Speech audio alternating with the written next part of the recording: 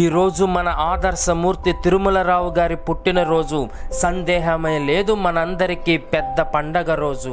అందరూ ఆనందంతో నృత్యం చేసే రోజు, ఎన్నెన్నో బహుమతులు పొందే రోజు. రావాలి మళ్ళీ మళ్ళీ ఈరోజు, నిండు నూరేళ్లతో జీవించాలి మన మహారాజు.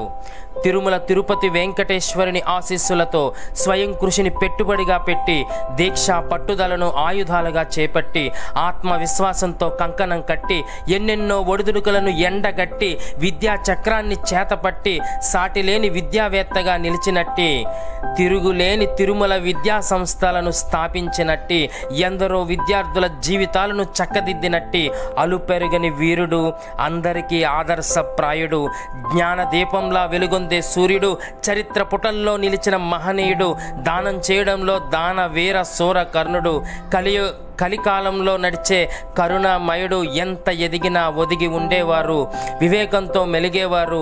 అతని మాటే శాసనంగా, అతని నడకే అందరికీ ప్రేరణగా, అతని శ్వాసే సేవా తత్పరతగా, అతని ధ్యాసే విద్యార్థుల బంగారు భవిష్యత్తుగా జీవిస్తున్న అక్షరం మెచ్చిన మనీషి, గొప్ప విద్యావేత్త, సరస్వతి పుత్రుడు, నిరంతర జ్ఞాన విద్యార్థి, విజయాల విజయుడు. ఎవరు ఇంకెవరు? అతని ఇంటి పేరునున్న, అతని ఒంటి పేరు తిరుమలరావన్న. ఎవరు సాటిలేరు అతని కన్నా, అభయమిస్తారు ఆపదలో నేనున్నానంటూ. అతనే మన సారుగారు తిరుమలరావు గారు.